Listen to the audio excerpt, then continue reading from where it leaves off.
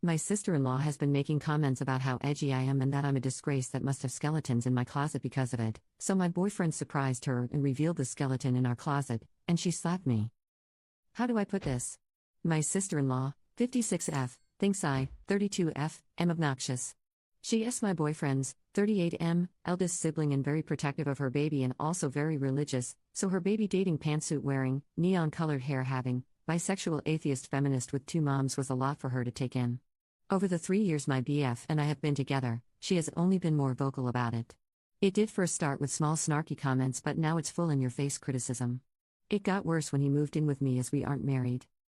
Well, one of her longest-running jabs is that I look scary but am just mild and boring whilst I try to cosplay as edgy. Fair play to her for sewing and cosplay. Gold star. She's evolving, unless I have any skeletons in my closet. I'm a happy person and have little issues with laughing at myself, so I always just laugh it off when she says she will find my skeletons in my closet. It was my birthday recently, so we have everyone over, and when my BF went out for decorations he returned with a plastic skeleton and held it up, with that "we're so immature but you're in, right?" look on his face and said, "You thinking what I'm thinking?" And fudge me, I was. This cheeky jerk was giving me an offer I couldn't refuse, and I laughed and said, "You son of Sith, I'm effing in," so we set the trap. Well, surely enough, Sil was busy telling anyone who would listen that we're unmarried, sleeping in the same bed, I smoke weed, she could smell it. The usual, and I ignored her, and then she went on about me cosplaying as edgy and not being an authentic person, and someday she will find my skeletons in my closet. My BF started to laugh and I said, "Oh, you didn't notice?" And walked her to our coat closet near the front door and opened it. There was Skeletor the skeleton propped up against the corner. We had a good laugh and my Bill said, "Fudging hell, you finally found it," and when I turned to her, it went from a good-natured laugh to a nightmare. She was red in the face, silent, and crying. She slapped me and left without a word. I was stunned by the slap and not even prepared to deal with stepmother-in-law who asked me if I was happy mocking the woman who raised my BF and that I'm such a disrespectful butt, but this was a new low. She and a few others started telling me how much trash I was for embarrassing Sil and mocking her in front of everyone. The party naturally died from the party foul wounds and was DOA, so most everyone left within THR hour. BF has been trying to cheer me up and took me to see Deadpool and got me takeaway so we can binge watch our show and veg out, but Sil texted me a paragraph about how she's tried with me but I am determined to be a morally corrupt violation of her family and she is devastated that I hate her enough to make a mockery of her. I replied back an apology that I hurt her and I genuinely thought it was just a laugh we could share and offered to take her to lunch to talk it out. She said she was disinterested in dealing with me further and when my BF wised up and leaves me, she will celebrate. There are texts from others and group chats where I am being torn apart as vicious and malicious and my mind is boggled. I know there are 100% times that when a person says it's just a joke they are astronomically the jerk. So am I the jerk here? Update 1. Facebook is such a pain. Sil took to social media and made a post and tagged me. It was a novel long, but the short of it is that I am a hateful woman who doesn't respect parental figures, and it must be because I am an orphan. According to post, I am on drugs and lured her baby unto them too. I've turned him against God and his family. My man damn near blew the lid off our home when he saw it, as he is on FB more than me. He called her and demanded he take it down. The damage was pretty much done. Family out the woodwork are sending me rehab center links, church counseling links, sex addiction help, and my personal favorite is before me and after me photo comparisons, where before me is a photo of him in church with his family at a Mother's Day service and after is a snap of him at a concert with his tattoos showing, drinking and clearly drunk. Some people even came to the house to stage an intervention. My guy only started to shout and make them leave our home when I was referred to as a classless and shameless slut. Let me transparent, we use THC and weed, but it's legal here and we have jobs and maintain a good life. The after me photo is not actually when we were dating, it was beforehand. And I am not an orphan. Sil is married to an alcoholic who just recently got hammered. Abed wrecked their car, then got arrested for being belligerent with the police and refusing to leave after his car was towed. All over some freaking dummy? Oh, and I am a shameless slut. So that one felt like a compliment. So I talked with him about limiting contact and he got upset. He loves his family and despite this freak show, he loves his sister. He got stressed out and started to have a panic attack. I helped him recenter, got him water and held him until he was calm again. He asked we give it a bit of time to die down and he will try to talk sense into Sil. So we're giving it time. I'm not mad at him. I know this is hard for him, but this is crap and I am being bombarded with texts and even emails telling me I am some demon woman who is shooting up my soul who hates Christians, and none of that is even true. It's just a lot and I am hating every moment. Update 2. Well, I am out of emotional real estate here, but here goes everything. I have a feeling this isn't going to be short, so TLDR, Sil is depressed and self-harming after we cut her out and BF is clearly hurting. I guess I have to start naming people as this is becoming something of a saga. My BF Dean, I'm a supernatural fan, so Sumi lol, sat me down a few days after my last post. He was very, very calm, and that was my first sign that I needed to gird my loins because I was in for a doozy. For background, generally, I am the calm, logically lead one while he is passionate and deep feeling. In this, we became polar opposites of that norm. He looked me right in the eye and asked me point blank, no BS, how this was all affecting me. Every time he would ask before, I just couldn't bring myself to tell him how upsetting it all was, since I was the put together one all the time, but this time, because he was so calm and direct, I just broke down. Nightmare isn't the word. It was hell. We live around what is known as a small big city, meaning it's big, sure, but once you get in certain circles you find that everyone knows you and you know most everyone, or at least someone who knows them. So, in a way, it can be like a small town. Our state is generally religious outside our city. So rumors spread. With my Sills, I will call her Ren going forward, social media attacks on me, it was the scuttlebutt everyone craved. Some people sided with her, not most, but enough. I was getting dirty looks, rude treatment. My hairstylist is their cousin and she told me she can't work on my hair anymore until this is resolved, as she was getting pressure from the family, i.e. Ren and stepmeal Penny. It was schoolyard and immature, but it was enough to make me feel bad. I got done saying all this to Dean, and he said, okay then, we will block them. So matter of fact. I knew it costs a hard thing to decide on for him, as he loves the life out of his family and they are Hiyu world, so I pushed back at the idea, saying as much and that I could never stand in the way of him and his whole family. I started to cry harder, and he had to sit me down and get me some wine and water and blanket burrito, ed me and hugged me until I could talk again.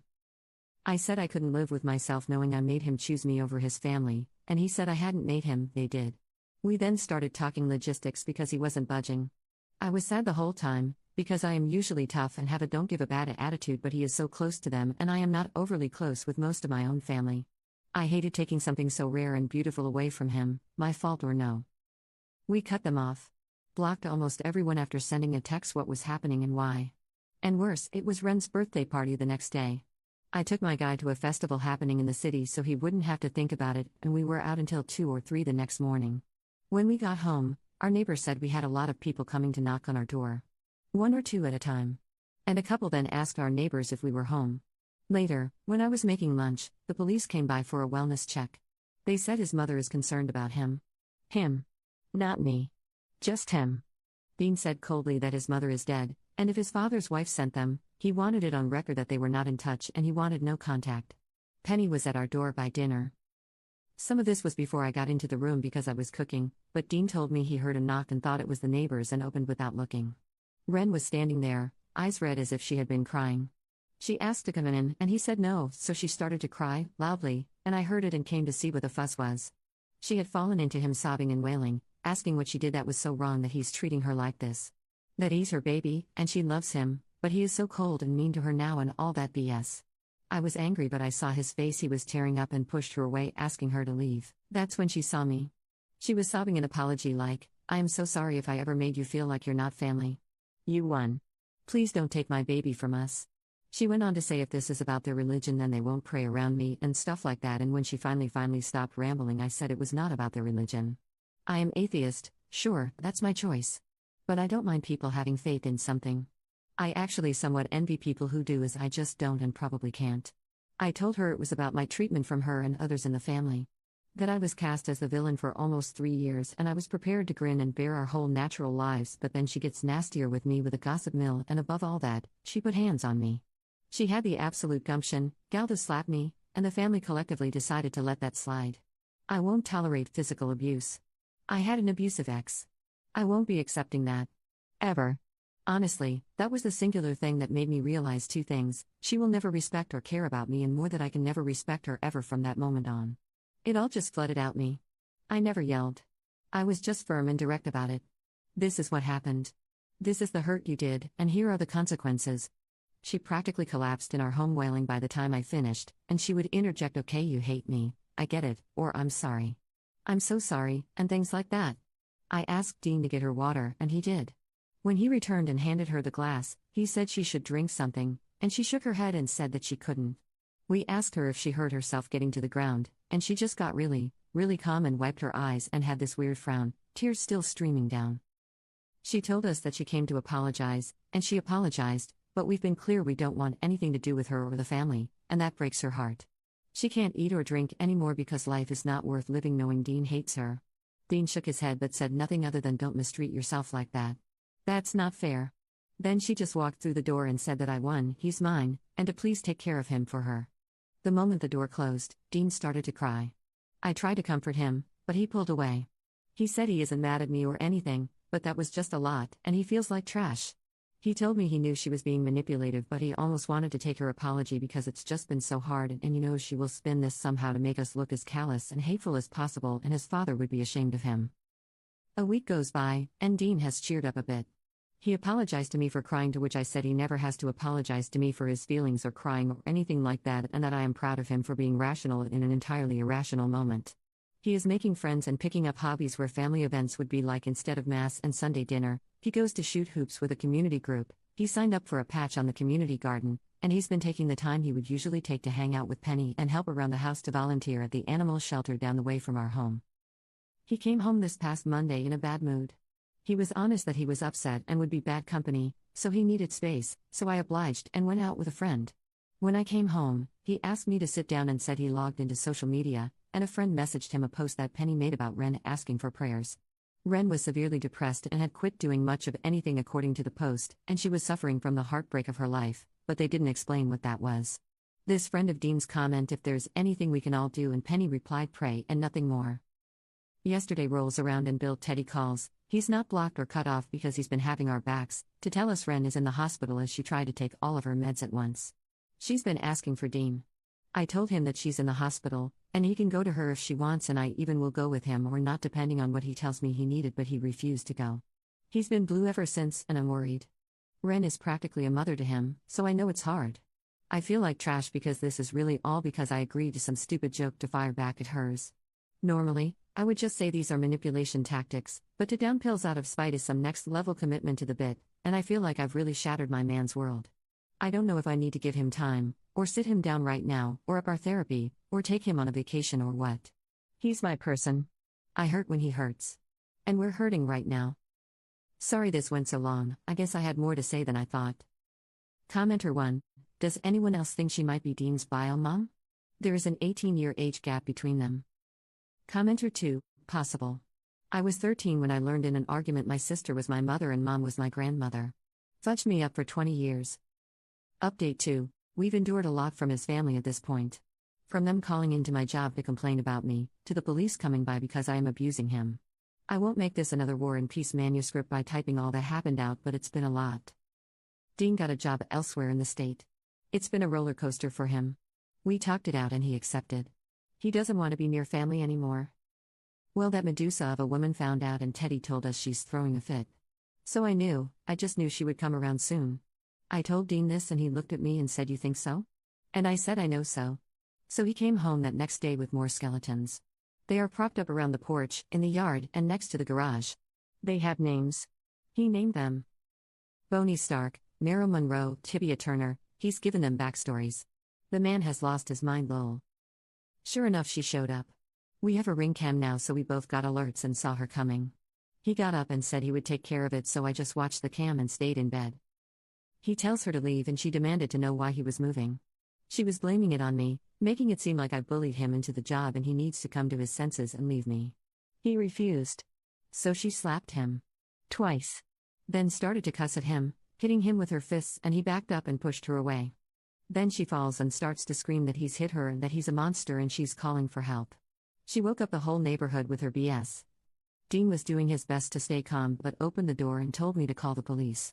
And I watched her smugly say that if he dares, she will tell them that he and I attacked her. And shows him her arm, and says she had the injuries, and no one will believe him. He just stared at her and went inside. She went nuts and threw Boney Stark into the rosebushes. Then, she sat on our porch just chilling until the police arrived. She threw on the waterworks the moment the cop car pulled in. She actually had gotten out of the chair meant for Boney, lay down on the stairs and started to cry. Police sorted this pretty quickly because as Oscar-worthy of a performance she gave, we had footage. It was my turn to be smug.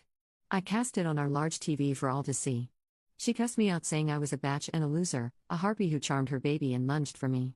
Dean got in the way and told her to get the F out of our house and that she's disgusting and manipulative. He then said, "I'm not your baby. And you know what? Thank you. Thank you for showing me who you are. Now I can't wait to get away from you. Good job. I think she figured it all out in that moment because this time when she cried, I believed her. She just sobbed and the cops took her outside. We had her legally removed and put in a request for a restraining order.